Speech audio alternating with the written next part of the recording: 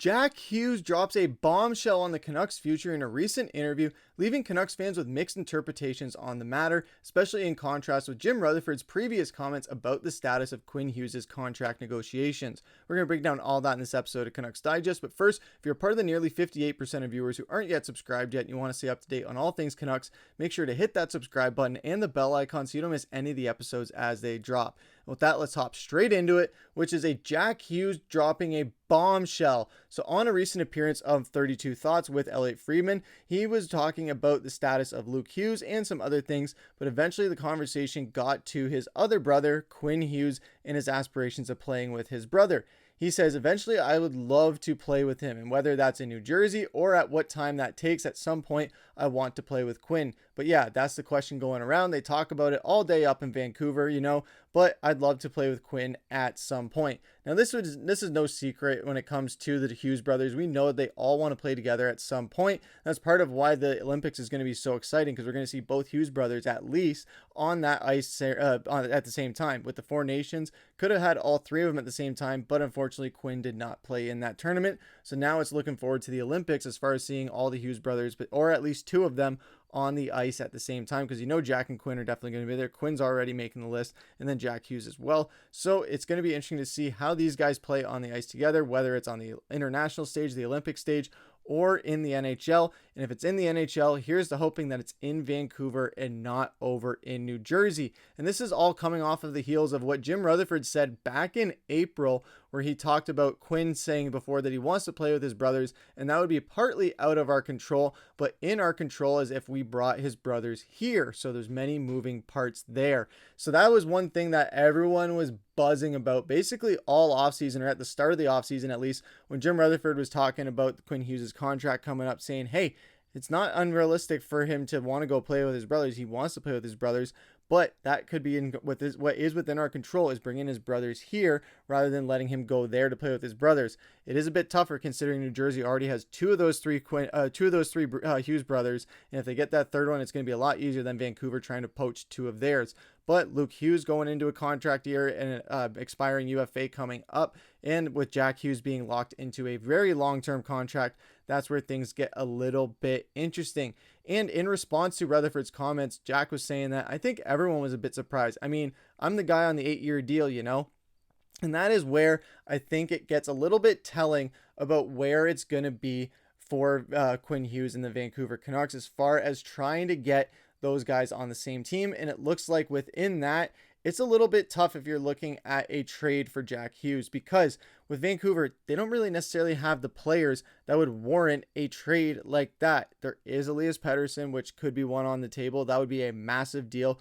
But you would also be decimating your entire center core as a result of that, which with all the crap that's been said about Petey, yeah, I understand. He's had a year and a half of bad hockey, but he's been really reliable in the face-off circle. So that is a gap that you cannot leave there, especially when there's already a lot of questions at the center depth for the Vancouver Canucks. So within that, that's a little bit tough, and that's really the only player that Vancouver could really afford to deal, and not really afford to. It's the only one that realistically New Jersey would probably take as an option, unless it's a very high prospect like Willander or Lekkerimaki, probably Lekkerimaki, and a couple first-round picks, which the Canucks don't necessarily have to give up for that. And with Luke Hughes Jack Hughes, sorry, I'm getting all the Hughes brothers mixed up because there's so many of them. But with Jack Hughes being on such a long-term contract with New Jersey, and if Luke signs a long-term deal with New Jersey, that's going to be even tougher for Vancouver to make happen, because they're not going to want to wait around 8 years for Jack and Luke Hughes to come over to Vancouver and have Quinn Hughes playing past his prime, and all of them basically playing past their prime in a sense, and just having them just play together, just to have them play together, and at what cost financially and in the win column. So that is something where Vancouver is probably looking at it going, as much as we want to have both Hughes brothers here and make the trifecta, it's more realistic if Quinn goes to New Jersey when you're looking at the grand scheme of things and what the Canucks can do with it. But though Jack describes Rutherford as a straight shooter, he maintains that Quinn is consumed with driving the Canucks back to the playoffs when speaking on that matter, saying that at the end of the day, he's either going to stay or he's going to go. He still likes it there.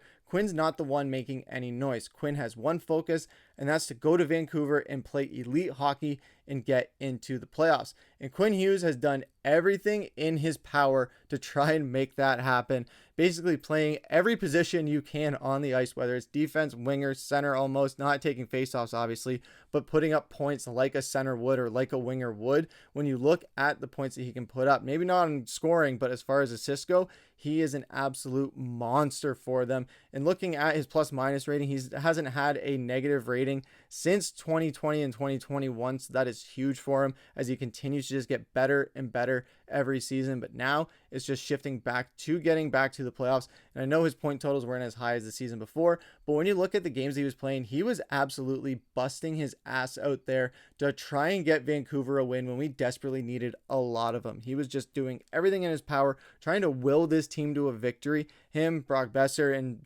Conor Garland, some other guys as well, they were the ones that were really at the forefront of last season, trying to get Vancouver to win as many games as possible. But unfortunately, we came up short. A lot of injuries, a lot of drama, and things like that. So now it's just a matter of clearing all that out to head into this season without the drama, without the noise. But that Quinn Hughes noise is going to be very, very loud, as it already is. Because when you look at his contract, he doesn't have much time left to try and get Vancouver to the promised land like they want to.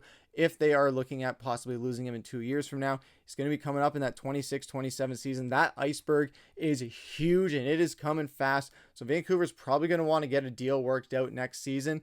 Only problem is, not only is Quinn Hughes going to be the highest paid NHL defenseman in the league, he's going to be one of the top highest paid players in the league. So that's 7.8. That's probably going to go up to probably about 12, 13 million a year if you're looking at Quinn Hughes' next contract extension. But with Vancouver, the cap is always going up, so that's something that's going to work in their favor as far as Quinn Hughes. So if they can kick the can down the road just until next year, or maybe the end of this year, once they announce that new cap expansion coming at the end of next year, like they always do, it's always going up and up. So Vancouver's kind of playing that waiting game, saying, all right, let's negotiate with Quinn and his agent. Let's see if we can work on a number, try and work that number down and just see where they're at on both sides of the camp. And then when the NHL announces what that salary cap will be opening up to, that's where Vancouver can kind of say, all right, now we can go out and make that deal happen. But that could also be where Quinn and his agent say, okay, well, the cap's going up. Now the price is going up. So it's going to be one of those things that is going to be a very tough tandem to kind of navigate for Patrik Allvin, for Jim Rutherford, and the Vancouver Canucks organization, as they cannot afford to lose Quinn Hughes. This guy is a generational talent. He has a chance to be one of the all-time Canucks if he's not already in the conversation. He has a chance to really be a formidable presence on this team for a very, very, very long time. And Vancouver needs to do everything in their power to make that happen. So you don't want to let Quinn Hughes go into free agency, let alone into that final year of his contract without an extension. So you go out and you make that contract a year or half a year early to try and get ahead of the curve there, and to make sure New Jersey can't try and poach him. But in the process, if Vancouver can try and go out and offer sheet Luke, that would be brilliant, but they don't necessarily have the capital to make that happen right now. So that opens the door for New Jersey to really jump in with a long-term contract for Luke and have Jack and Luke secured for a long time, where Vancouver is basically going to have to trade with New Jersey in a blockbuster trade that would take a lot to get done, or wait around for 8 years to have all three of the Hughes brothers playing with Quinn in Vancouver. So let us know what you guys think about all that down below. What did you guys think about Jack Hughes' comments? Do you think that it's more likely that Quinn Hughes goes to New Jersey than we have Jack and Luke come to Vancouver, or just Jack? Let us know what you guys think down in the comments below. And what would it take to make a trade with just Jack Hughes possible? Do you think it's Petey? Do you think it's more? Do you think it's less? Let us know what you guys think down in the comments below. But that's going to do it for this episode of Canucks Digest. I've been your host, Griffen. Take care.